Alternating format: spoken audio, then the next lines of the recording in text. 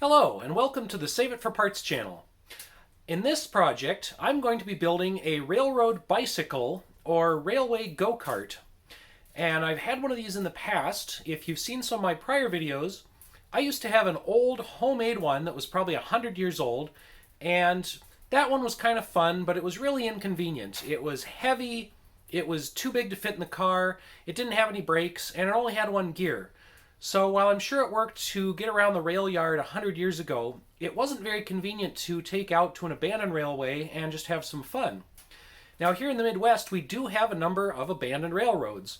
And these are not only railroads that go in between towns, but some shorter industrial spur lines and yards that are at the locations of former industries and factories, things of that nature. So usually these are completely cut off from any active railroad, so there's no danger of being hit by a train or being arrested for trespassing or anything like that.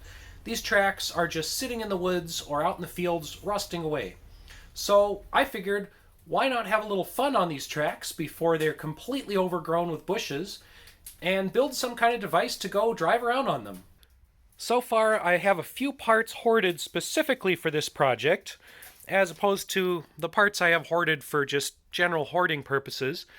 But I believe I'm going to start with some of these little BMX wheels because they're a little smaller than a full-size bike and they already have the gearing set up, so I think I can use that to drive the wheels. And then I've got this motor, which I may or may not use, and then I have a regular full-size bike that I can use for the pedal power. I'm thinking this is going to be a hybrid design that can be both pedaled or run with an engine or battery, kind of depending on what I come up with. So there's a lot of places I could start with this project, but I think the logical place to start is figuring out how to get a bike wheel to stay on a railroad track.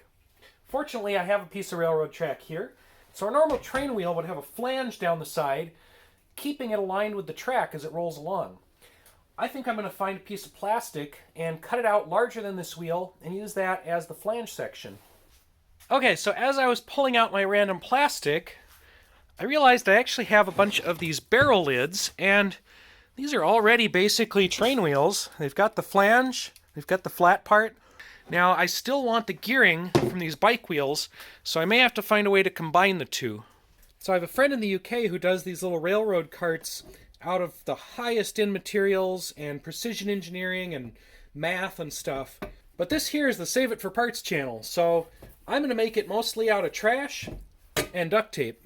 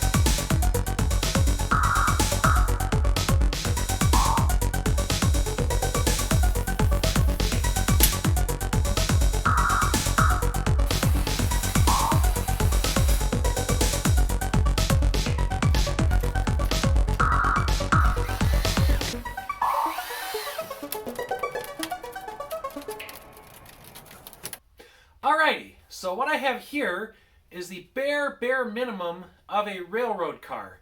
It's got 4 wheels, it rolls pretty easily, it works pretty well on these wooden tracks that I have it set on.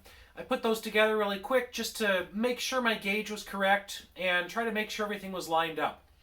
So far, almost everything in this has been free or garbage. These plastic wheels were trash.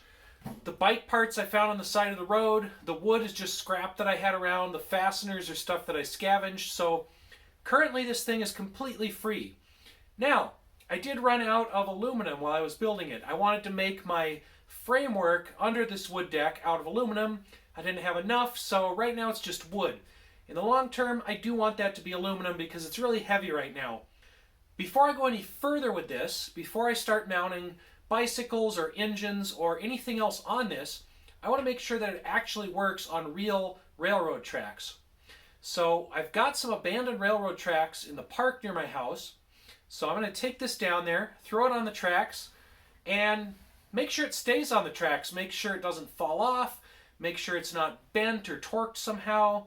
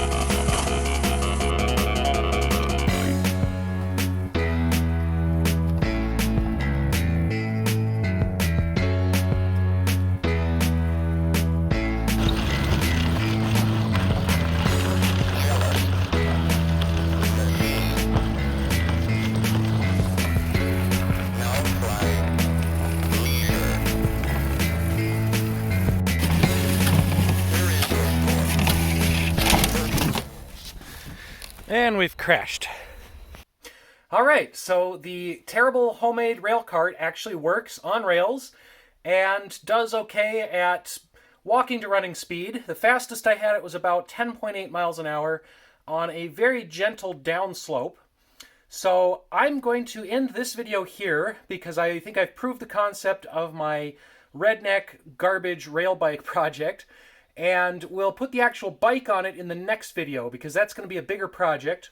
I have that old bike in the background. I'm going to rip that apart, nail it onto the train, and see if it goes. So tune in next time to see what happens with that. And then go ahead and like and subscribe. You can see all of my future updates with this thing and my other projects. I am still hoping to put a motor on this, either electric or gasoline or maybe some sort of hybrid, but we'll see. Thanks for watching, and we'll see you next time.